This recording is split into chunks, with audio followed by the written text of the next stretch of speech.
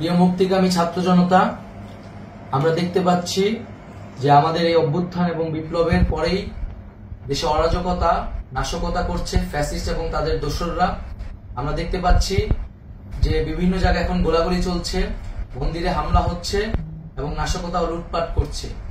আমরা মনে করি আমাদের যে ছাত্র নাগরিকদের অভ্যুত্থান তাকে নস্যাৎ করার জন্যই পরিকল্পিতভাবে এই ধরনের ঘটনা ঘটানো হচ্ছে। আমরা মুক্তিকামী ছাত্র জনতাকে সজাগ এবং সতর্ক থাকতে আহ্বান জানাচ্ছি এবং আমাদের যে অন্তর্বর্তীকালীন সরকার, আমরা সেই সরকারের যে প্রস্তাবনা 24 ঘন্টার সময় নিয়েছিলাম, জরুরি পরিস্থিতি মোতাবেক আমরা এখনই তার একটি রূপরেখা ঘোষণা করছি।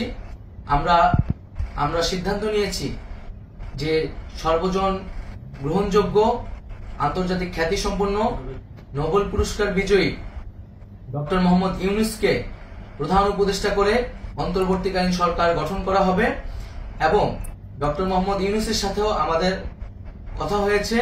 তিনি ছাত্র জনতার আহ্বানে বাংলাদেশকে রক্ষা করতে এই গুরু দায়িত্ব নিতে সম্মত হয়েছে। আমরা সকালের মধ্যেই আমরা এই সরকার গঠনের প্রক্রিয়া দেখতে চাই। রাষ্ট্রপতির কাছে আহ্বান থাকবে যে দ্রুত সময়ের মধ্যে ডক্টর মোহাম্মদ ইউনূসকে প্রধান উপদেষ্টা করে অন্তর্বর্তীকালীন সরকার গঠন করা হোক এবং এই অন্তর্বর্তীকালীন সরকারের বাকি সদস্যদের নামও আমরা সকালের মধ্যে ঘোষণা করব।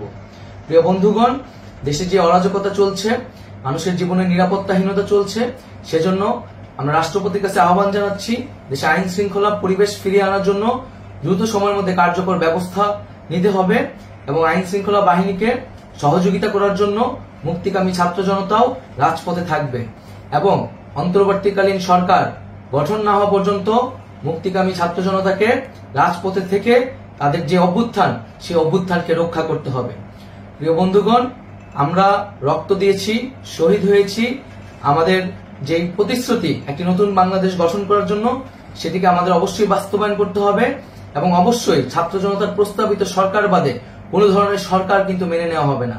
আমরা বলেছি কোনো ধরনের সেনা শাসিত সরকার অথবা সেনা সমর্থিত সরকার অথবা এই ফ্যাসিস্টদের দোসরদের কোনো বি টিম সরকার কিন্তু আমরা মেনে নিব না। কোনো গণবিরোধী সরকারকে মেনে নেওয়া হবে না।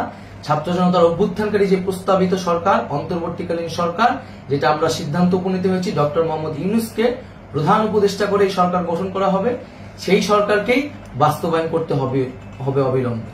আগামীকাল সকাল থেকে সকলকে আহ্বান জানাচ্ছি রাজপথে থাকার জন্য এবং আমাদের যে সাম্প্রদায়িক সম্প্রীতি এবং রাষ্ট্রীয় সম্পদ রক্ষা কমিটির ঘোষণা হয়েছে বৈষম্যবিরোধী ছাত্র আন্দোলনের নেতৃত্বে, সকল পাড়ায় পাড়ায় এলাকায় এলাকায় সেই কমিটি পাহারায় থাকবে। আমাদের সংখ্যালঘু কমিউনিটিকে আমাদের রক্ষা করতে হবে, রাষ্ট্রীয় সম্পদ এবং এই দেশকে রক্ষা করতে হবে আমাদের।